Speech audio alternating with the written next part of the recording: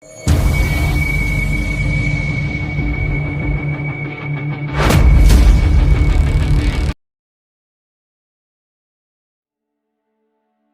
بابلو اسكوبار، راجل بدأ حياته بيسرق شواهد القبور وانتهى به الحال ملك متوج على مملكة الكوكايين. ما كانش بيعمل تجارة عادية، لأ ده كان بيعمل دولة موازية، بيقتل وزير عشان ينام مرتاح وبيفجر طيارة عشان ينتقم لكرامته، وبيحرق 2 مليون دولار عشان بس يدفي بنته. في القصة دي هتنسى كل اللي تعرفه عن الجريمة، لأن الجريمة هنا ما كانتش مجرد خطف أو قتل، الجريمة كانت نظام حياة مبني على قاعدة بسيطة جدا من اختراع بابلو: فضة أو رصاص.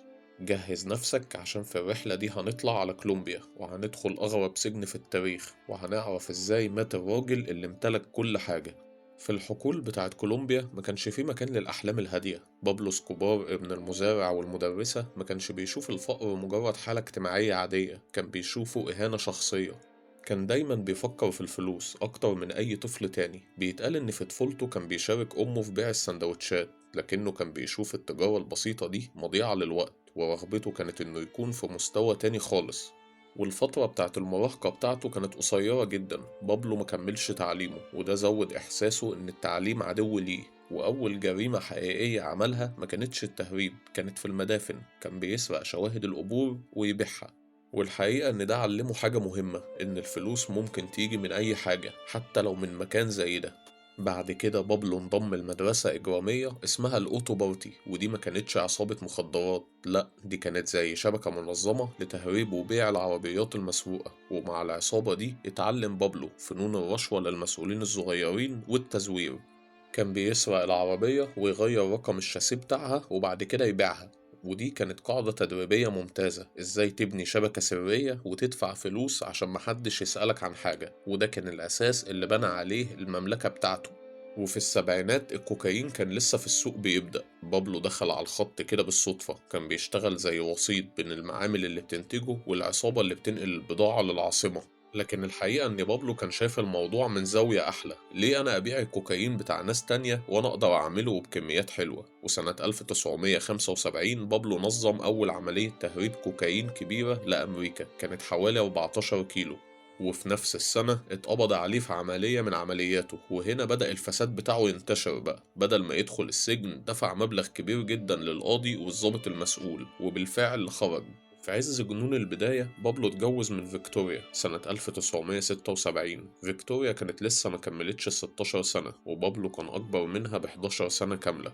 الجواز ده كان زي تأمين نفسي لبابلو رغم خياناته الكتير، بس كان بيشوف مراته وأولاده زي المكان الأمان ليه الوحيد في حياته المبهدلة دي. حب بابلو لأولاده خوان ومانويلا كان وصل لمرض وهوس، كان بيخاف عليهم من أي لمسة تأذيهم. وفي نفس الوقت كان هو بيدمر الآلاف من العائلات. مشكلته ما كانتش في الإنتاج، بالعكس المشكلة كانت في توصيل البضاعة للسوق في أمريكا. ما كانش بيعتمد على المراكب البطيئة، عمل أسطول طيران خاص بالكامل لوحده. كان فيه طيارات صغيرة وطيارات ركاب قديمة من غير الكراسي بتاعتها، وحتى طيارة هليكوبتر. وبيتقال إن بابلو امتلك في حياته أكتر من 20 طيارة كانت مهمتها الوحيدة هي نقل الكوكايين. وعايز اقول لكم ان الطيارين دول كانوا بياخدوا فلوس فظيعة في الطلعة الواحدة، لدرجة انهم ما كانوش بيحتاجوا يطلعوا تاني غير مرتين او 3 في السنة كلها. انت متخيل حجم الفلوس؟ والحقيقة ان الخطة كانت بسيطة قوي: الطيارات هتطلع من الغابات الكولومبية، تملى الوقود بتاعها في الكاريبي وتوصل لميامي وفلوريدا. اوقات كان الطيارين بيعملوا حاجة بقى حلوة: يطيروا على ارتفاع قليل فوق المحيط ويحدفوا شنط كبيرة من الكوكايين في اماكن محددة. وده كان نظام تسليم مجنون بس حلو وفعال. بابلو سكوبار كان بيدخل لفلوريدا حوالي 15 طن من الكوكايين كل يوم، وده كان بيعمل حوالي كده 70 مليون دولار يوميا. المشكلة هنا ما كانتش في إن الفلوس بتيجي، هي المشكلة اللي بجد كان يحطها فين ويحافظ عليها إزاي.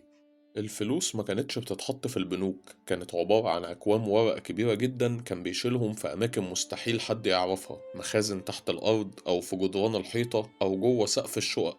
وكمان كان بيحط الفلوس بتاعته في أنابيب بلاستيك كبيرة جوه مزارع الفلاحين ويدفنها جواها. وعايز أقول لكم إن عيلة اسكوبار نفسها أكدت تفاصيل عن الفلوس، بتقول إن بابلو كان بيخسر في السنة حوالي 10% من فلوسه بسبب إن الفئران كانت بتاكلها. وده بيورينا قد إيه الميزانية بتاعته كانت خارجة حتى عن السيطرة. وطبعا في تفصيلة كده صغيرة مش عايزين ننساها، إن بابلو كان بيصرف حوالي 2500 دولار كل أسبوع عشان يشتري أساتك عشان يربط بيها الفلوس. أنت متخيل الراجل ده كان معاه إيه وقد إيه؟ وخليني أقولك إن بعد فضيحة القبض عليه، بابلو سكوبار عمل زي قانون خاص بتاعه لوحده وهيحكم بيه بعد كده في الإمبراطورية بتاعته، وهو قانون فضة أو الرصاص. القاضي اللي رفض الرشوة بتاعته اتقتل بعد أيام قليلة. الرسالة كانت واضحة ومخيفة: يا إما تقبل الفلوس وتغمض عينك، يا إما هتتصفى أنت وعيلتك. وده ما كانش تهديد، دي كانت سياسة عمل يومية.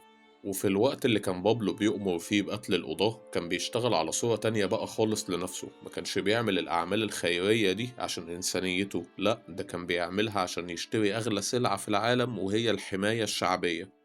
بنى حي سكني كامل في مدلين سماه حي بابلو سكوبار، فيه أكتر من 700 وحدة سكنية. البيوت دي اتمضت باسمه واداها للفقراء اللي كانوا عايشين في أماكن صعبة. كمان بنى أكاديميات رياضية وملاعب، وكان بيحضر بنفسه الماتشات دي ويتصور مع الأطفال. ونتيجة الأعمال دي كلها إن الشرطة ما كانتش بتقدر تدخل الأحياء دي، وأي عملية كانت بتوصل تفاصيلها كلها لبابلو في ثواني، لأن الأهالي كانوا بيعتبروه زي أب روحي مش مجرم. ده كان جدار الحماية البشري اللي بابلو اشتراه بفلوس الكوكايين. والحقيقة إنه ما كانش عايز يبقى بس بطل شعبي، كان عايز يبقى بطل قانوني. وفي سنة 1982 نجح إن هو يفوز بمقعد نائب احتياطي في مجلس النواب الكولومبي، وده معناه إن بابلو سكوبار بقى ليه حصانة سياسية، والحلم بقى حقيقة. واحد بيتاجر في الممنوعات وبيصنع قوانين الدولة. والحقيقة إن الحلم ده وقف قدامه واحد بس، وهو وزير العدل بونيلا، وده كان بطل وطني حقيقي ورفض الرشوة. في جلسة مشهودة بونيلا طلع للمنصة وكشف قدام الناس كلها إن سكوبار تاجر مخدرات، وقال للبرلمان يطردوه من مجلس النواب. بابلو اللي كان متعود إن الكل بيخاف منه حس بإهانة واتطرد فعلا، واتلغت الحصانة بتاعته. اللحظة دي كانت النقطة اللي حولت بابلو من تاجر مخدرات لإرهابي ما بيرحمش. وفي 30 إبريل سنة 1984 تم اغتيال وزير العدل بونيلا في وضح النهار. بابلو سكوبار قرر إن أي شخص يطلب إنه يتسلم لأمريكا لازم يموت. الإرهاب بقى سياسة عمل يومية، وبقى فيه قائمة اغتيالات مدروسة جدا. وبعد اغتيال بونيلا، بابلو كمل اغتيالاته، زي مثلا المرشح الرئاسي لويس جالان سنة 1989. جالان كان هو المرشح الأقوى، وكان بيوعد بتطبيق قانون التسليم لأمريكا. وقتها بابلو اغتاله، ودي كانت صدمة هزت كولومبيا كلها. ولما حاولت المحكمة العليا تدرس قرار التسليم لأمريكا، بعت لهم مجموعة من الناس عملوا اقتحام مسلح لمبنى المحكمة، وولعوا الملفات وقتلوا القضاة والموظفين في عملية دموية ومتعمدة. الحقيقة إن بابلو حول كولومبيا لساحة حرب مفتوحة، زي إنه فجر مبنى المخابرات الرئيسي في بوجوتا، وده سبب وجود العشرات من القتلى والمصابين. وبدأ يخطف صحفيين وأشخاص من عائلات سياسية مهمة عشان يضغط على الحكومة تلغي قانون التسليم لأمريكا. وبعد سنين من الإرهاب، بابلو كان مطلوب من الدولة ومن المنافسين بتوعه، فقال يسلم نفسه، لكن بشروط تخلي الاستسلام ده انتصار.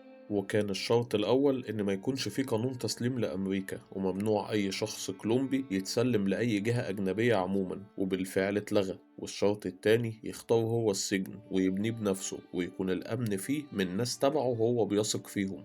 وافقت الحكومة على طلبه، وما كانش فيه حل تاني. وهنا ظهر سجن الكاتدرائية، وده ما كانش سجن، ده كان منتجع 5 نجوم على تلة عالية في مدلين بيبص على المدينة اللي بابلو حكمها. وتعالوا أخدكم في جولة كده جوه المنتجع ده. الحقيقة إن المكان ده كان صورة واضحة لفشل الدولة قصاد الفلوس. بابلو كان بيعيش حياة ملكية جوه السجن. كان مهووس جدا بالكورة، وعمل ملعب كبير جدا جوه. وجت في دماغه فكرة إن هو يعمل ماتش كورة تاريخي. عمل مكالمة تليفونية ودفع ملايين الدولارات عشان يجيب أشهر لاعب في العالم وقتها، دييجو مارادونا. وبالفعل وصل اللاعب لكولومبيا، واتنقل بطيارة خاصة تبع لبابلو لحد عنده. ولعب مارادونا الماتش مع بابلو والحراس بتوعه، وحكى بعد كده إن المكان ده كان فندق 5 نجوم مش سجن. والليلة دي حسيت إني في قصر مش في زنزانة. وكمان عمل شلالات صناعية وجاكوزي وبار كامل.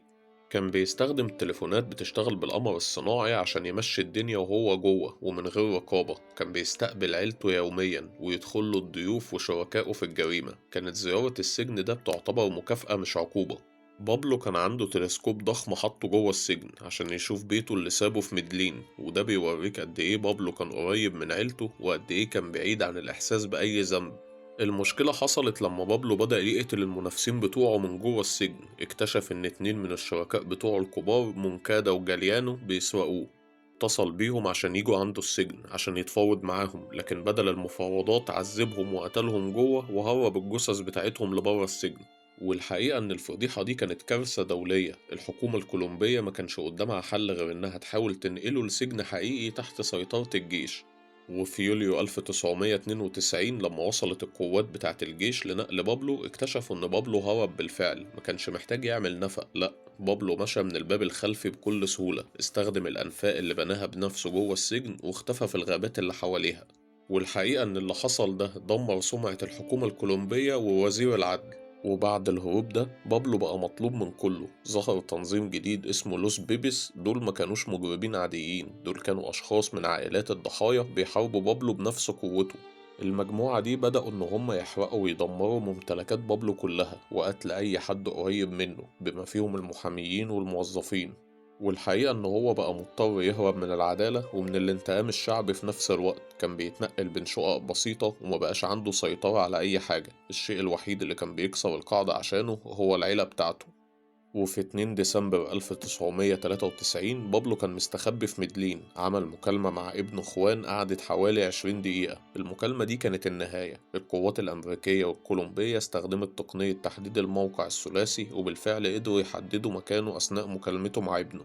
وعلى سطح البيت وبعد مطاردة مات الراجل اللي كان بيمتلك أكتر من 50 مليار دولار. مات برصاصة واحدة في الودن وهو بيحاول يهرب من مصير كان بيهرب منه طول عمره. والحقيقة إن العجيب ما كانش في موته، العجيب كان في اللي سابه من بعده. في نفس اليوم اللي مات فيه بابلو كان في آلاف من سكان المناطق الفقيرة بيبكوا عليه بحرقة وبيعتبروه شهيد ضحى بقواعد الناس الغنية عشان يساعدهم. وفي نفس الوقت كان في الآلاف من العائلات بتحتفل لأن القاتل اللي كان محول حياتهم لجحيم انتهى وسكت.